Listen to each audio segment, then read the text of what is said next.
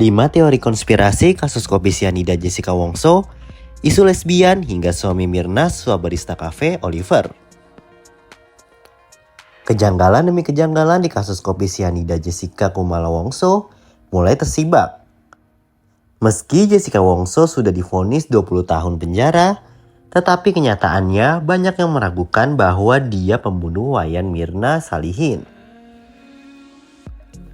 Kasus kopi sianida yang menewaskan Mirna pada 2016 ini kembali menjadi sorotan dan memicu beragam konspirasi usai diadaptasi Netflix Indonesia menjadi film dokumenter. Film ini berjudul Ice Cold Murder Coffee and Jessica Wongso. Lalu, apa saja teori konspirasi yang muncul dalam kasus kopi sianida ini? Simak, inilah selengkapnya. Konspirasi yang pertama ialah isu hubungan sesama jenis. Salah satu teori konspirasi yang muncul selama proses persidangan kasus kopi sianida adalah dugaan Jessica Wongso adalah penyuka sesama jenis. Dugaan itu dikaitkan dengan kematian Mirna yang merupakan teman dekat Jessica. Teori konspirasi ini muncul begitu saja di masyarakat. Jessica dinarasikan cemburu dengan Mirna yang saat ini baru saja menikah dengan sang suami, Arif Sumarko, selama 2 tahun. Kecemburuan itu kemudian diisukan menjadi motif Jessica Wongso tega membunuh Mirna. Dalam teori konspirasi lainnya juga, ada yang menyebut bahwa sebelum menikah dengan Arif Sumarko, Mirna dan Jessica menjalani hubungan sesama jenis atau sepasang kekasih. Teori konspirasi lesbian kemudian dikomentari oleh kembaran Mirna Salihin, Made Sandi Salihin. Dalam film dokumenter Ice Cold tersebut, Sandi mengungkap bahwa konspirasi itu adalah hal yang konyol. Konspirasi yang kedua ialah pencairan dana asuransi. Bukan hanya soal hubungan sesama jenis, muncul juga isu Jessica Wongso sengaja dijebak sebagai pelaku pembunuhan Mirna. Tujuannya agar pihak yang menjebak Jessica bisa mencairkan asuransi Mirna.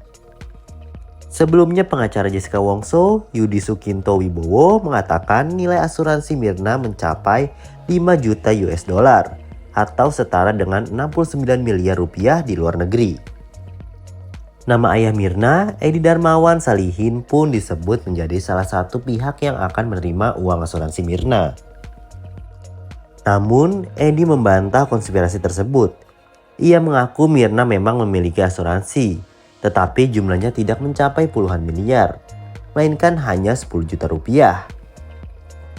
Konspirasi yang ketiga, Jessica Wongso disebut psikopat. Sikap Jessica Wongso selama persidangan juga menimbulkan teori konspirasi baru. Ayah Mirna, Edi Darmawan, secara belak-belakan menyebut Jessica sebagai sosok psikopat dan narsistik. Hal yang sama juga dikatakan oleh saksi ahli guru besar kriminologi Universitas Indonesia atau UI, Noni Rahman Niti Baskara dalam persidangan. Ia menyebut bahwa Jessica memang memiliki ciri-ciri mirip seorang psikopat. Kendati demikian, Roni menegaskan bahwa Jessica sebenarnya bukan psikopat. Alasannya dari 22 karakteristik psikopat, Jessica Wongso hanya memiliki 4 karakteristik sehingga tidak bisa dikategorikan sebagai psikopat.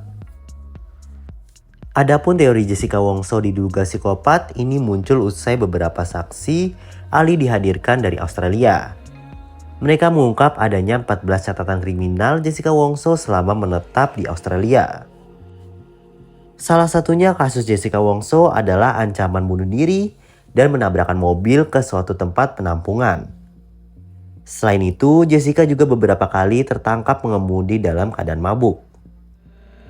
Fakta seputar kasus hukum Jessica semakin membuat ayah Mirna, Edi Darmawan, berang. Ia pun semakin yakin bahwa Jessica adalah pembunuh putrinya. Konspirasi yang selanjutnya, suami Mirna dituduh sebagai pelaku suap dan pembunuhan. Konspirasi lain di tengah penanganan kasus kopi sianida adalah munculnya pengakuan dari seorang wartawan Bayangkara Indonesia bernama Amir Papalia. Amir mengaku sempat melihat suami Mirna, Arif Sumarko, menemui barista kafe Oliver Rangga. Pertemuan itu disebut terjadi tepat sehari sebelum Mirna tewas karena kopi sianida, yakni pada tanggal 5 Januari 2016 lalu. Dalam pengakuannya, Amir mengungkap dirinya sempat melihat Arif membawa bungkusan tas hitam dan memberikannya kepada Rangga. Pada tanggal 5 Januari, saya berangkat dari Tanah Abang. Lalu saya taruh mobil saya di Sarinah. Kemudian saya menyeberang lalu ketemu Arif dan Rangga.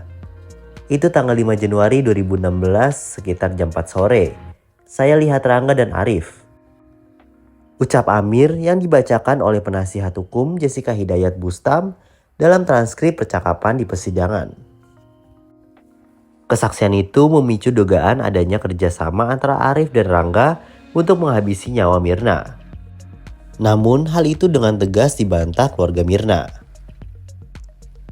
Bahkan Arif yang merupakan suami Mirna memutuskan untuk melaporkan Amir ke kepolisian atas kasus dugaan pencemaran nama baik. Konspirasi yang terakhir adalah Amir tahu siapa pembunuh Mirna dari paranormal. Tak cuma bilang sempat bertemu Arif dan Rangga. Dalam transkrip percakapan yang diungkap dalam persidangan, Amir juga menyebut dirinya mendapatkan sebuah informasi tentang siapa sosok pembunuh Mirna. Informasi mengenai siapa sesungguhnya pembunuh Mirna itu didapat Amir dari orang pintar atau paranormal. Hal ini diungkap Amir kepada seorang rekannya di Bayangkara Indonesia yang bernama Agung.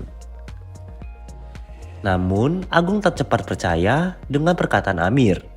Ia kemudian menasihati Amir agar tidak sembarangan memberikan informasi, terlebih lagi profesi keduanya adalah seorang wartawan.